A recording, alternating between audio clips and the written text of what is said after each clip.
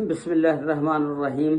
अस्सलामु अलैकुम व रहमतुल्लाहि व बरकातहू। की हाल चाल है जी? ठीक ठाक हो उम्मीद है। अल्लाह ताला दे हुक्म दे नाल इंशाअल्लाह तुसी सारे ठीक ठाक होवोगे। अल्लाह ताला सब ते रहमत फरमाए। अल्लाह ताला सब नूं अपने हिफ्ज़ो ईमान दे विच रखे। अज दे वीलॉग दे विच मैं तुहानूं एक ऐसी लड़की जिहड़ी पाकिस्तानी आ लेकिन ओहदे कोल यूके दी नैशनैलिटी है, उधर ही जम्मी ते पली ते उधर ही उन्हें तालीम हासिल की, लेकिन वो हैगी पाकिस्तान मीरपुर आजाद कश्मीर दे इलाके दी रहन वाली सी। ते उन्हें ना सोशल मीडिया दे जरिए एक लाहौर दा बंदा सी ईसाई, उहदे नाल दोस्ती कर लई ते फिर उहदे नाल उन्हें शादी दा वादा कीता ते फिर ओह आया मुसलमान होया या ईसाई रहा ते फिर उस शादी दा नतीजा की निकलिया उहदी मुकम्मल तफसीलात अज दी इस वीडियो दे विच मैं तुहानूं दसांगा। ये वाकया इस तरह कि एक यूके दी नैशनैलिटी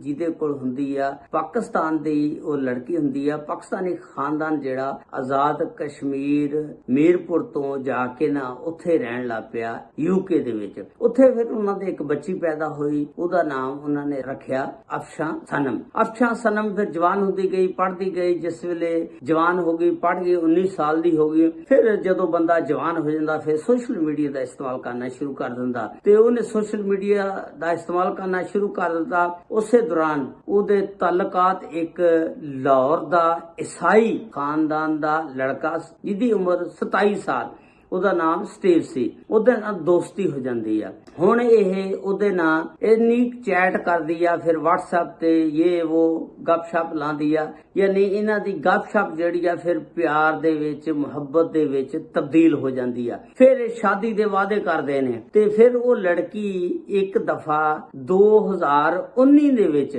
ਪਾਕਿਸਤਾਨ ਦੇ ਵਿੱਚ ਆਈ ਔਰ ਉਸ ਲੜਕੇ ਸਟੀਵ ਨੂੰ ਜਿਹੜਾ ਸਾਈ ਸੀ ਉਹਨੂੰ ਮਿਲ ਕੇ ਗਈ ਔਰ ਉਹਨੇ ਫਿਰ ਆਪਣੇ ਖਾਨਦਾਨ ਵਾਲੇ ਰਿਸ਼ਤੇਦਾਰ सारियां नूं उन्होंने मिलवाया। फिर ये लड़की वापस चले गई। वापस जाके इस लड़की ने फिर अपने वालदैन नूं दस्या। इहदा वालिद जिहड़ा सी एक टैक्सी ड्राइवर सी, उत्थे यूके दे विच टैक्सी चलांदा सी। उन्हें कहा कि इस तरह मैं एक पाकिस्तान दे विच लाहौर दे विच ईसाई लड़का आ, ਉਹਦੇ ਨਾਲ मैं शादी करना चाहनी है, मैं ਉਹਨੂੰ पसंद करदी हां, साडी सोशल मीडिया ते दोस्ती हुई सी ते मैं ਉਹਨੂੰ मिल के भी आई हां। ते ਉਹਦਾ वालिद बड़ा परेशान, वालदा भी भी ये तू की कीता? असी मुसलमान, वो ईसाई।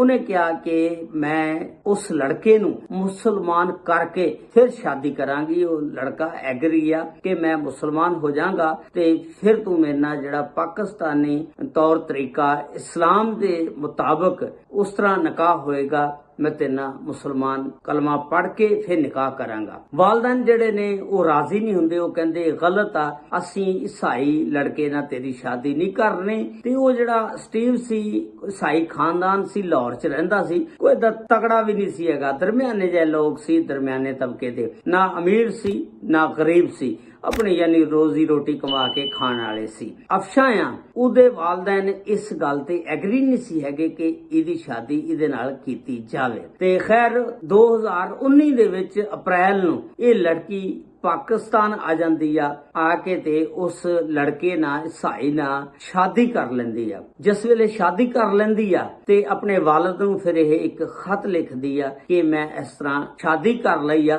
ते मैं पाकिस्तान आ गई हाँ, ते तुसी फिक्र ना करो, टेंशन ना लियो। हुण वालदैन सी, उन्होंने तो परेशान होना सी, लेकिन उत्थे दे कानून दे मुताबिक जवान लड़की नूं तुसी कुछ कह भी नहीं सकदे, वो अपनी मर्जी नाल शादी कर सकदी आ। क्योंकि पाकिस्तान दी जिन्नियां भी फैमिलियां यूके दे विच रहंदियां, उन्हां दी कोशिश हुंदी आ कि साडी बच्ची जदों भी जवान होवे अपनी बच्ची दी शादी पाकिस्तान दे विच किसी कजन दे नाल कर दईए। हुण यूके हुकूमत ने भी, बाहर दी हुकूमतां ने भी कजन मैरिज ते पाबंदी लाती आ, ताकि जिहड़ा कजन मैरिज वाला रौला ना ये भी खत्म होवे। हुण कजन मैरिज दे उत्ते भी पाबंदी लग रही आ। ते इस तरह साडे लोग अपने ताए चाचे मामे दे मुंडे नाल शादी करके ते ओनू भी पेपर बनवा के ते बाहर ले जांदे ने, लेकिन हुकूमत ने इहदा भी हुण बंदोबस्त कर लिया। अच्छा, वो लड़की जिहड़ी आ फिर कहंदी आ कि मैं पाकिस्तान आ गई हां। इहदे वालदैन बड़े परेशान होए। इहदे वालिद साहब जिहड़े सी ना टैक्सी ड्राइवर सी, वो पाकिस्तान आंदे ने, आके ते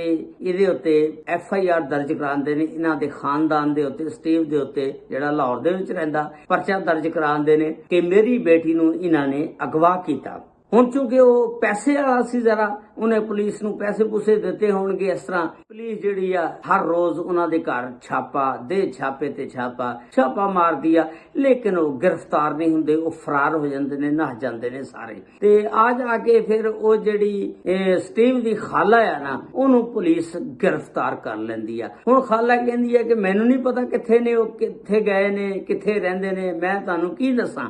ਉਹ ਜਿਹੜੀ ਲੜਕੀ ਆ ਨਾ ਅਫਸ਼ਾ ਸਨਮ, ਉਹਨੇ IG ਪੰਜਾਬ ਕੋਲ ਵੀ ਅਪੀਲ ਕੀਤੀ, ਹਾਈ ਕੋਰਟ 'ਚ ਵੀ ਅਪੀਲ ਕੀਤੀ ਕਿ ਮੈਂ ਆਪਣੀ ਮਰਜ਼ੀ ਨਾਲ ਆਈ ਆ, ਮੈਨੂੰ ਕਿਸੇ ਨੇ ਅਗਵਾ ਨਹੀਂ ਕੀਤਾ ਹੈਗਾ ਔਰ ਮੈਂ ਇਸ ਟਾਈਮ ਪਾਕਿਸਤਾਨ ਦੇ ਵਿੱਚ ਮੌਜੂਦ ਆ ਔਰ ਮੈਂ ਆਪਣੀ ਮਰਜ਼ੀ ਨਾਲ ਸ਼ਾਦੀ ਕੀਤੀ ਆ ਤੇ ਮੇਰੇ ਉੱਤੇ ਕੋਈ ਦਬਾਅ ਨਹੀਂ ਸੀ ਹੈਗਾ। ਲੇਕਿਨ ਜਿਹੜੀ ਆ ਪੁਲਿਸ ਆ ਉਹ ਇਸ ਗੱਲ ਨੂੰ ਮੰਨਦੀ ਨਹੀਂ ਹੈਗੀ, ਉਹਨਾਂ ਨੂੰ ਪਕੜਨੇ ਦੀ ਕੋਸ਼ਿਸ਼ ਕਰ ਰਹੀ ਆ ਔਰ ਪੁਲਿਸ ਨੂੰ ਚूंकि ਉਤੋਂ ਦਬਾਅ ਆ, ਇਸ ਵਾਸਤੇ ਉਹ ਕੋਸ਼ਿਸ਼ ਕਰਦੀ ਆ ਇਹ ਪਕੜੇ ਜਾਣ, ਲੇਕਿਨ ਉਹ ਕਿਤੇ ਅਲੱਗਾ ਹੀ ਛੁਪੇ ਹੋਏ ਨੇ ਔਰ ਦੀ ਨਿਊਜ਼ ਦੇ ਵਿੱਚ ਸਾਰੀ ਸਟੋਰੀ ਜਿਹੜੀ ਆ ਛਾਇਆ ਹੋਈ ਆ ਕਿ ਇਸ ਤਰ੍ਹਾਂ ਉਸ ਲੜਕੀ ਨੇ ਆ ਕੇ ਮੀਡੀਆ ਤੇ ਵੀ ਸਾਰਾ ਯਾਨੀ ਸੋਸ਼ਲ ਮੀਡੀਆ ਤੇ ਵੀ ਗੱਲਾਂ ਦੱਸੀਆਂ ਕਿ ਮੈਂ ਆਪਣੀ ਮਰਜ਼ੀ ਦੇ ਨਾਲ ਸ਼ਾਦੀ ਕੀਤੀ ਆ, ਕਿਸੇ ਦਾ ਕੋਈ ਦਬਾਅ ਨਹੀਂ ਸੀ ਹੈਗਾ। ਲੇਕਿਨ ਜਿਹੜੀ ਆ ਪੁਲਿਸ ਆ ਪਾਕਿਸਤਾਨੀ, ਇਹ ਜਿਹੜੀ ਆ ਛਾਪੇ ਤੇ ਛਾਪਾ ਮਾਰੀ ਜਾ ਰਹੀ ਆ, ਹਜੇ ਤੱਕ ਉਹ ਗ੍ਰਿਫਤਾਰ ਨਹੀਂ ਹੋਏ ਹੈਗੇ। ਕਿ 1 ਮਹੀਨੇ ਬਾਅਦ ਫਿਰ ਉਸ